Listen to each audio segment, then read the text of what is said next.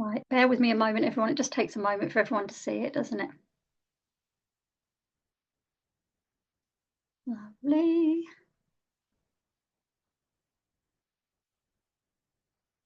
Let's get in there. Bear with me. Right. I'm so sorry. Bear with me, everyone. It's going. Right. Now it is doing it finally. Right. Here we go. So, hello everyone, and welcome to tonight's webinar. As you can see, it's called Stepping Off the Christmas Conveyor Belt, How to Enjoy the Festive Season in the Early Years. And this is a Stronger Practice Hub webinar with myself, Kim Barnettson. I'm the childminding partner, and we've got Lisa. Oh, sorry, Lisa, I've missed off your surname there. Lisa Walters and Damon Howlett, who's going to be our IT guy for the evening and tell me if I miss anything on the chat. Some of you may have come along to the Christmas Conveyor Belt webinar I did last year. This year, I've sort of refreshed it a little bit because we're all reflective practitioners, and our practice, my practice too, is changing over the year. And I thought it was time to sort of freshen it up a little bit. So, first of all, I have a little disclaimer. This is not intended to be a criticism of anyone's practice. We all do things differently. I'm coming to this from the perspective of evidence-based research. You might do things differently to me. That's absolutely fine. You don't have to do the things I'm telling you. It's not that I'm right and you're wrong. It's just a way of thinking slightly differently about some of the way we might have approached Christmas and in the early years in the past, and how maybe our current thinking might inform us to approach it slightly differently. So let me just clarify. You may not have noticed before I started sharing, but I've got my Christmas dress on. I've got my Christmas brooch on. I love Christmas. I love everything about Christmas. Christmas is a really big thing for my family. And it's true, I do even own an elf costume. And I take the children for rides in my Christmassy bike with lights on and things. But even I sometimes find Christmas a little bit stressful. There's a lot to fit in, isn't there? We're trying to squeeze so much stuff into a couple of weeks in the lead up to Christmas that it can sometimes get a little bit overwhelming, can't it? And if it's stressful for us, is it maybe stressful for the children too? Is it overstimulating for them? I know we took our grandchildren last week to the garden centre. It was lovely, but my goodness, it was manic and completely crammed, and it was just overwhelming stuff everywhere. And it made me think, actually, what am I achieving here? I'm just making Christmas into a stressful occasion for everybody. So this evening, let's have a think about the way we may have approached, say, Christmas in the past. Let's consider the learning benefits of what I call mass-produced crafts. So I could sum that up in the handprint craft. As for a sort of shorthand for that, you know, we've all seen that, haven't we? We've all been into preschools or school classrooms where all the children have made a handprint reindeer and they all look exactly the same. And I know in the past I have done that too. But let's think about the learning benefits of it. We're going to ask ourselves, why are we drawn into these adult-led activities? We're going to think about how we can convey the newer way of thinking about Christmas, or the newer way of working and supporting children's learning and development to parents. And then we're going to think about a few alternatives to this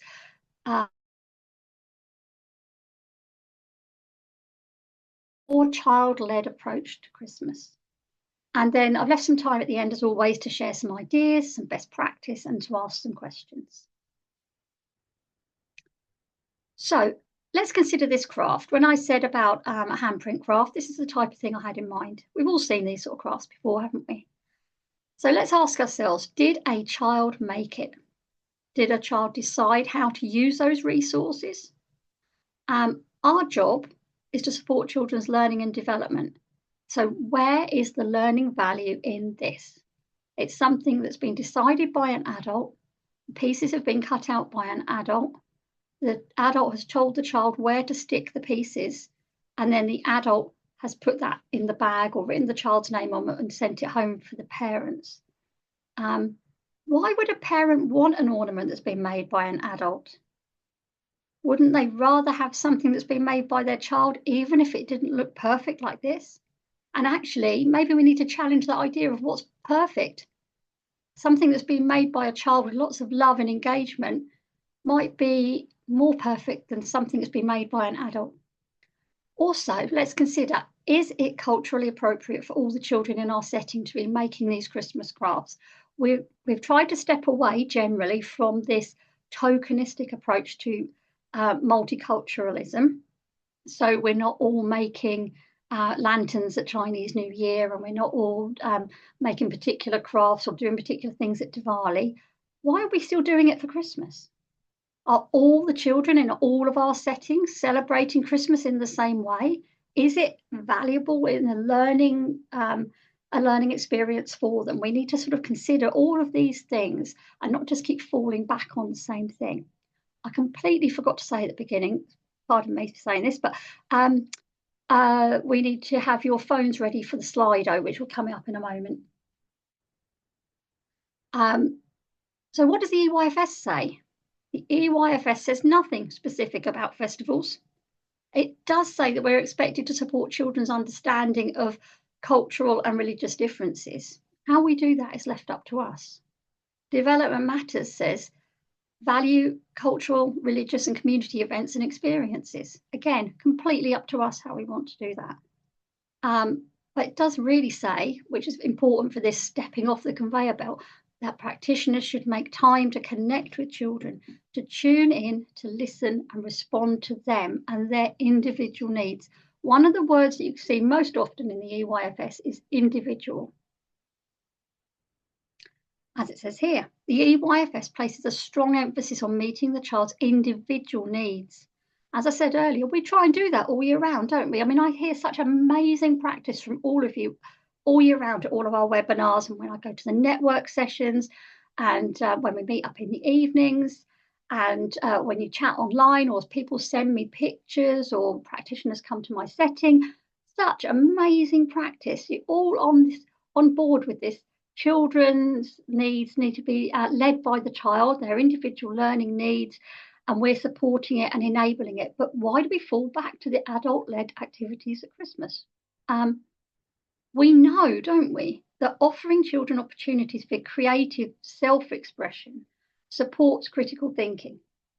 So children need to decide how they're going to use resources, what they're going to do with them, whether they're going to make something and then deconstruct it, whether they're going to make something and then give it away.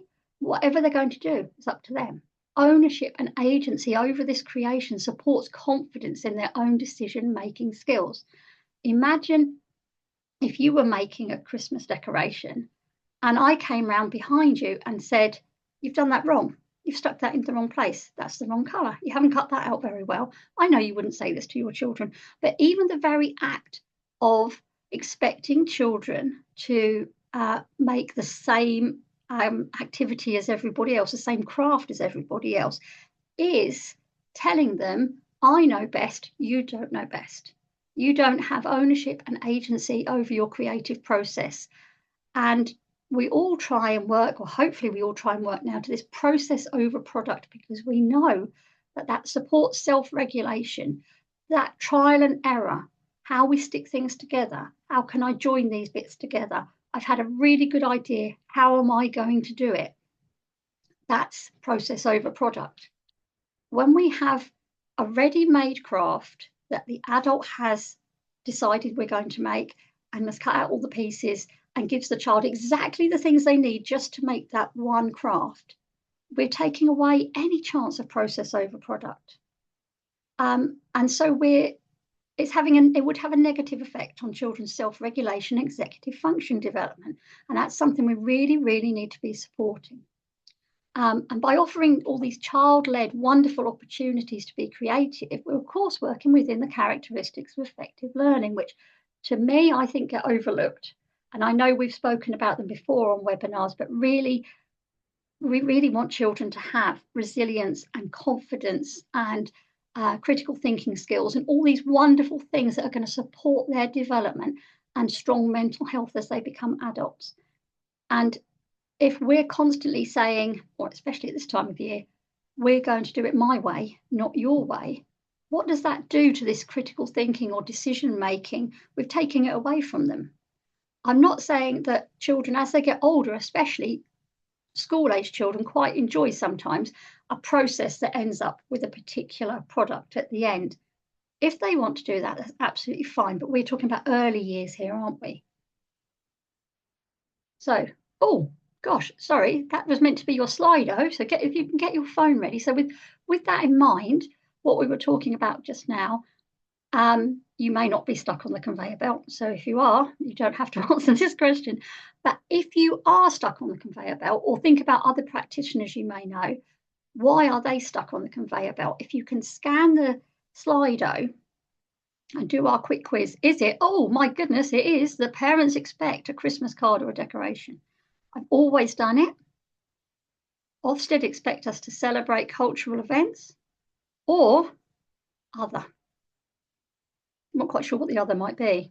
But I felt I had to give you a fourth choice. I'll just wait for a moment for you to do that.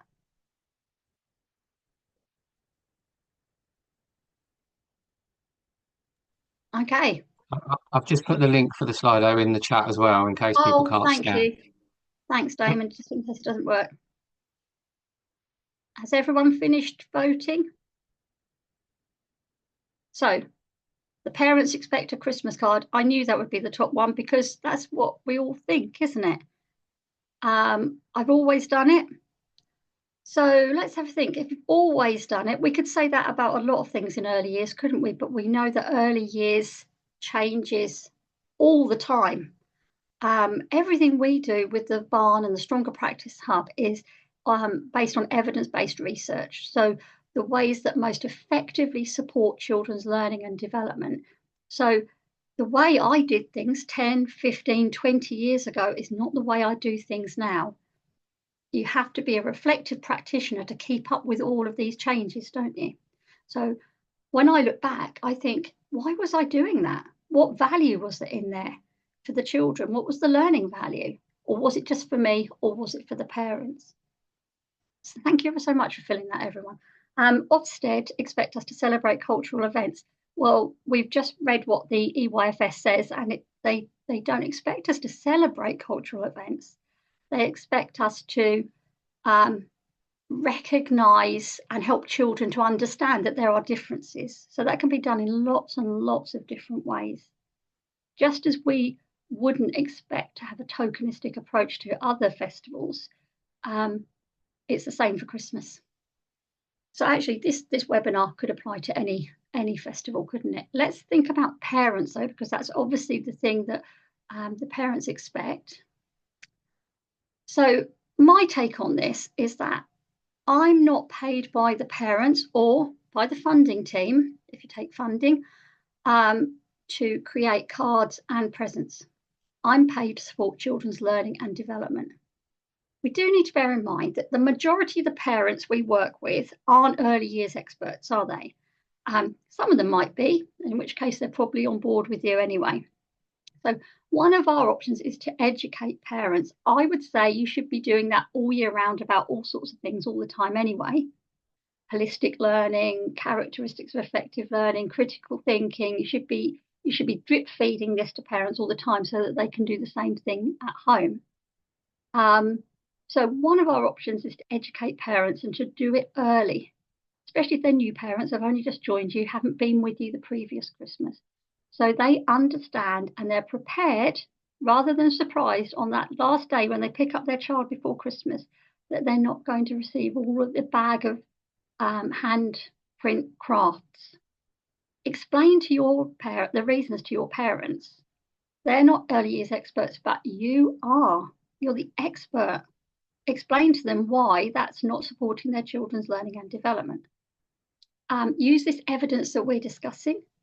Use your knowledge of the EYFS to back it up and be the advocate for the child, because making the child create things that are not supporting their learning and development is not supporting their learning and development. It's not your job and it's not the child's job.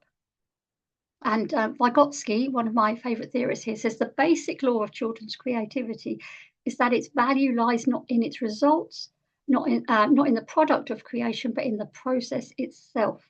It is completely up to the child to decide what they're going to do, whether they want to make something or not.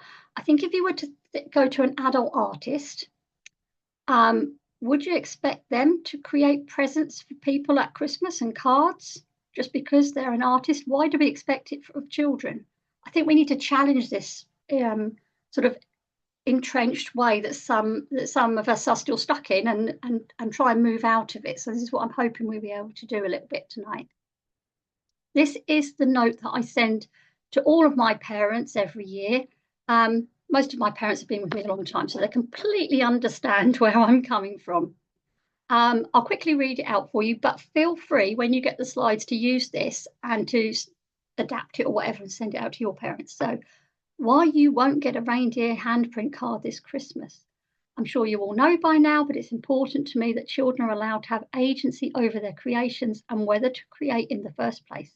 Many early years settings are like Santa's workshop at this time of year, with children and adults churning out a production line of identical cards and ornaments. Years ago, I would have done the same, but I realise now that there is very little value in something that a child has been expected to produce. My job is to support children's development, and to do that, I have to enable them to choose what they want to do with the resources provided. So if your friends' children all come home with toilet roll penguins and lollipop snowflakes made by the adults in their setting, be glad that the oddly shaped blob of pipe cleaners and tissue paper that your child brings home was made by them and is really something that had meaning for them. So that's what I send out. It's completely up to you if you don't want to do that. It's just to give you an idea. You need to educate the parents to understand why. They're not paying us to create these things. They're paying us to support the children's learning and development. So if we're not going to do this, if we're not going to take children away from something they're deeply engaged in to sit down at a table and create a handprint reindeer, what are we going to do? Let's think of some different, slower ways we can approach the festive season. I know some of you are followers of the slower pedagogy movement, and I think it's definitely, if you haven't heard of that, it's definitely something to have a think about. So for young children, the lead up to Christmas can seem endless. Christmas starts in September, doesn't it, for some of us? And when you're very young and you don't understand what Christmas is, it can be overwhelming, can't it? And maybe we should think about recognizing the season and not this massive focus on this one day. Think about the wonderful winter walks you can have in the woods, that type of thing. Let's think about the sights and the sounds and the tastes and the stories of winter. Go out in the dark, play in the garden with some torches and lanterns. If it's cold, go and find some ice. Recognize those changes in nature, the bare branches, the cold wind, the having to wear your hat and your scarf and gloves to keep warm. These are the things that really support children's learning and development, learning about the seasons and how nature changes throughout the year.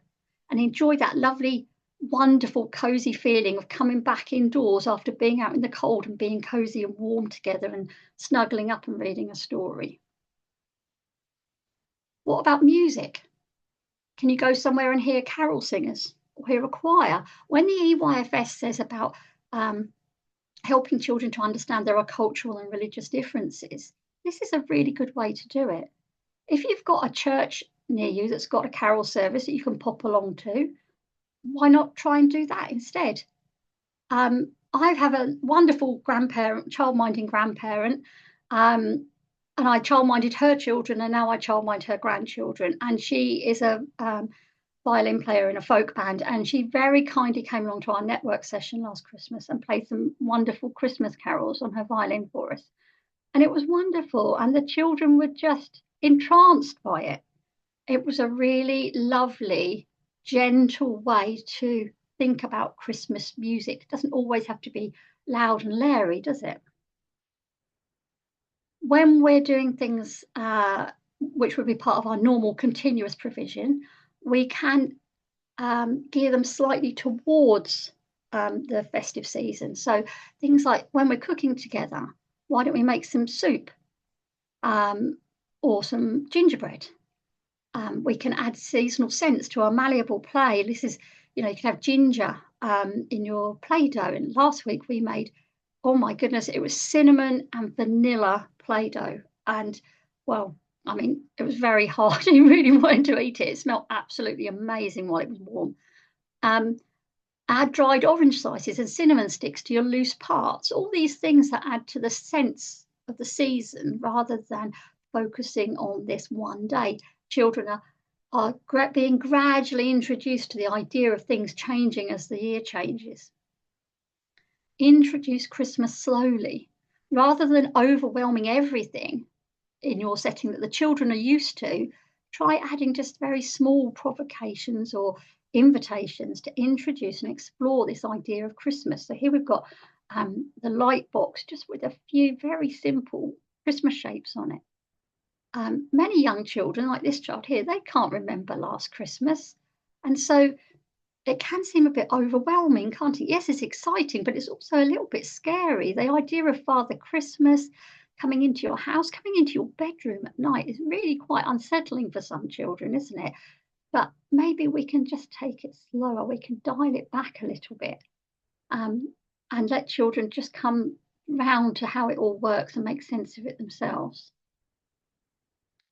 One thing that has occurred to me recently is that we as practitioners are part of the children's Christmas memories. We think of Christmas traditions as our own family's traditions, maybe, don't we? That we might all do the same thing on Christmas Day. But for some of our children, I know I've had children in my care who were started at 6 months old and left when they were 12 and 12 years, and then came back as teenagers. Or like that grandparent I showed you, her children were with me. So these are parents of the children. We've all spent lots of Christmases together over the years, haven't we? So the things we do at Christmas also set up these traditions for the children in our care. And if we can make it a time that's magical and calm and relaxed, but also where they're learning, how wonderful is that? If they can look back on that time with you and remember those wonderful, magical times, and we can introduce these traditions and they can come back to them year after year, that's also really supporting their development. So just a few ideas here. Look, decorating a little tree together, reading the same Christmas stories year after year because they remember them from the year before and they come back after school and they remember reading them when they were preschoolers with you and that type of thing. Festive foods, so maybe having some different types of foods at snack time. Not a lot of children like mince pies, but you never know. You could try, you could try some mince pie, couldn't you? But there's different things you can try, aren't there? And I think it's important that we have these traditions and recognise that we are also part of the children's memories of Christmas when they grow up, not just the time they spend with their families. So I've got another Slido here for you. Can you tell me about any festive traditions that you might have in your setting? Something that you do year after year, or a new tradition that you've maybe introduced. I know last year, I can't remember who it was. I think it might have been Donna said that every year she takes the children for a walk through the Christmas tree farm near her house. And what a wonderful thing to do if you've got that opportunity. That's just amazing, isn't it? So I'm going to wait and see what some of the answers are.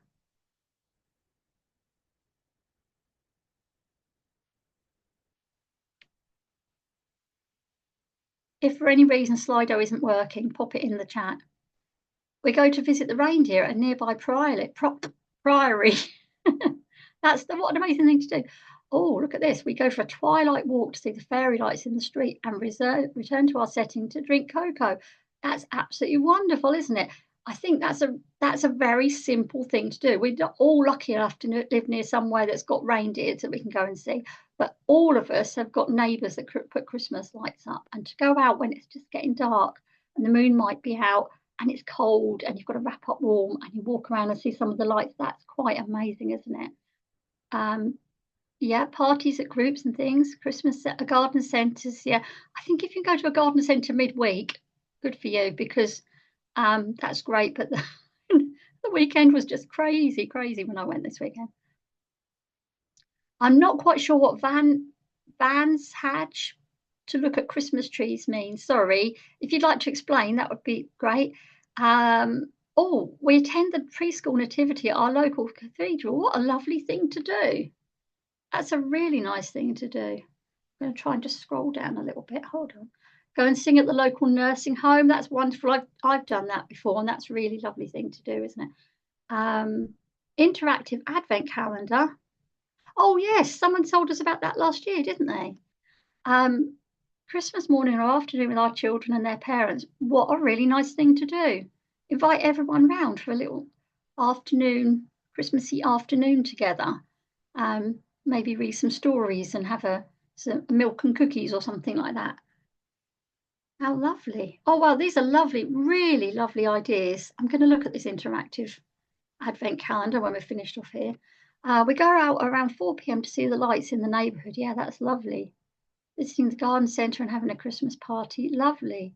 Some of the things we do in our setting is that the children have their own Christmas tree in the conservatory that they can do whatever they want to. Or book a day. That's an advent calendar. That's a very good idea. Yeah, and we have an advent calendar, which I'm sure a lot of you do, and we take it in turns to open the advent calendar. And the last day before we all finish for Christmas, which is usually the last day of term for me, if the weather permitting, we have a little campfire outside and have toasted marshmallows. I know we've got the new nutritional guidance, but once a year, I'm going to argue against Ofsted that it's okay. I think these are all really wonderful ideas. You know that those children that do those things are going to remember those all through their lives, aren't they? They're going to look back on those in just the same way as they do with the festivals and the traditions that they had celebrate with their families. And it's really wonderful that you're so committed to it. That's really lovely. But I think this really shows what this slow Christmas can be. It doesn't have to be this rush to Christmas to get everything done, to get these activities done, to fill up the bag full of crafts for Christmas. We can just take a step back. We can just go for a walk. We can go and look at the Christmas lights. Yeah, we can go to the garden centre if there's one nearby. If you're lucky enough, you've got reindeers nearby, you can go and see the reindeers. It's wonderful. Thank you ever so much, everyone. What wonderful ideas. Let's skip forward. So I don't want to make you think that I am the Christmas craft Grinch. Nothing could be further from the truth. I love a bit of Christmas crafting, but I definitely would never expect a child to create something that I have told them to make or had modelled for them. I like children to have their own approach. So this is what I do. I use this what we call an atelier approach, where basically you have a range of resources. They're just there. You don't explain what to do with them. You just let children decide what they're going to do. So I have a little basket like this. I just put it out on the craft table and I tend to top it up every few days. Of course, children know that Christmas is coming because it's everywhere. So it would be a bit weird if we completely ignored it. So my normal craft stuff is still there, my normal continuous provision, but I add these bits as extras. And then I top them up, as I say, every few days and let the children decide what they want to do with them. And I've got a few examples over on the next screen to show you. So with that basket of festive bits and bobs, these are some of the ideas that children came up with. So in my setting at the moment, I've got children aged between 2 and nearly 9. So one of them decided to thread some oranges on a pipe cleaner. The child in the red jumper there just wanted to sort out all these little bits into different pots. She found some pots in the containers basket and just spent ages moving things from one pot to another, sorting them out in her own way. Another child wanted to use the glue gun, and that's something I encourage in my setting, but obviously that's up to you whether you feel that's a safe thing to do. And they glue gunned some ornaments onto a stone for their own, what they chose to do. They found a stone, they wanted to glue some things on and paint it. And I think it actually looks really fantastic, doesn't it? And then the one on the end is made by my nearly 9-year-old child who is just incredibly imaginative and creative and can make absolutely amazing things out of virtually nothing. And that was what she made last Christmas. So she made this lovely diorama, and she makes a new one every few days in the lead up to Christmas, and she gives them to her family as presents. And they're just incredible, aren't they? So with those parts, those loose parts um, of crafts, they can decide what they want to do with them. There's no pressure to make a certain thing. And look at the range of things the children have come up with. Now, personally, as a parent and as a grandparent, I would much rather have a rock with some things glued onto it, or a pipe cleaner with some orange slices on it that the child had chosen to make themselves, and more importantly, had chosen to give to me, than anything made by an adult. And I'm sure a lot of us feel the same, don't we? As much as you're all lovely, I don't need you to make me a Christmas decoration. I know we like to send things home to parents, and there are different ways of doing this. So one thing you can do is, instead of stopping a child from something they might be completely engaged in and asking them to come over and sit at the table and do a craft that, to send home to the parents, why not take a picture of that child when they are deeply engaged? Or if you're going to see the reindeers or you're going to look at the Christmas lights, take some pictures, pop them in a frame, and then give that to the parents. That says so much more, doesn't it, than here's something I made your child make for you. And you can also send things home that parents and children can do together. So this idea in the picture is something I did a few years ago, 2 years ago maybe. I got some little jars from the charity shop. I put a few little Christmas loose parts in each one, wrote the children's names on, and then on the last day before they went home, I made some, I can't remember whether it's gingerbread or cinnamon, but I made some sort of festive Play-Doh and popped that in there as well. And that was the children and the parents' Christmas present that year, and they got to play with them together. Yes, it doesn't last forever, but it doesn't matter, does it? They had time together. You could also do that with a little craft bag, couldn't you, or something like that? Put a few bits together for the children and the parents to enjoy together. You can print off photo books of the child's year with you. One thing I do most years, although I have to say my daughter does it for me because I'm not the world's best video editor, she takes pictures of the children throughout the year and sets them to music. And then we upload it to our private social media group that we've got. And it just says, look at the children, what they've been doing this year, look at how much amazing fun and all the learning they've done.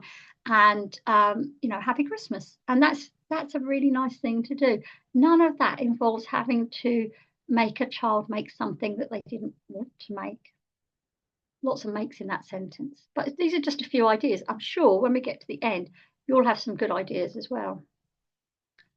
One thing I wanted to cover here was this idea about don't be too quick to tidy Christmas away. As much as I love Christmas, really, I'm ready to tidy it away after Boxing Day, and I'm sure a lot of you are as well.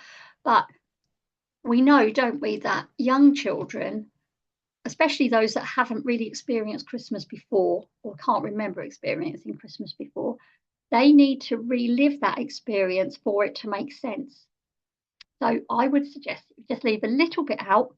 Doesn't have to be lots and lots of things, just a little bit, so that children can relive and recall those experiences in role play or reading books or whatever, or more craft if they're really interested in the craft side of things. So in this example here, look, this was in January last year, and in the dressing up case, there was the Santa hat was in there, and this little one found it and wrapped up something, I don't know what's in there, in a dress to give to the other child, because they were reliving Christmas, and they took it in turns after that to pretend to be asleep, to pretend to get a present.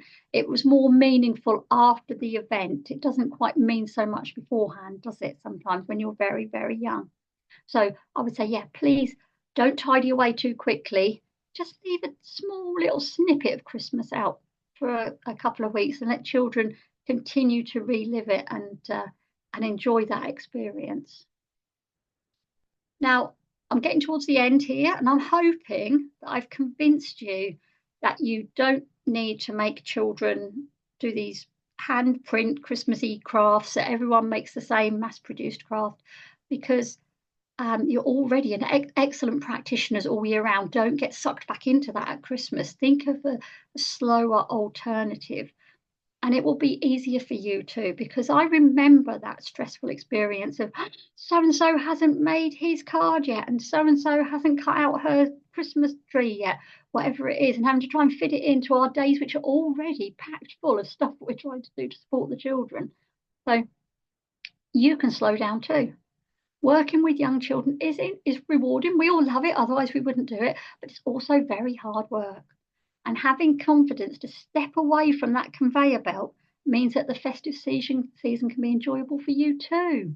You can sit down with the children, you can snuggle with the snowman cushion, you can sit down and have a cup of tea and let children explore that craft basket and just watch the wonderful things that they're doing and whatever they come up with, can't you?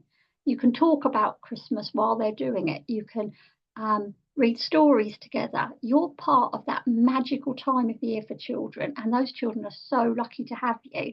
So please make sure they slow down, but make sure you slow down too, and try to take a little bit of the pressure off what it can be a very, very high pressure time.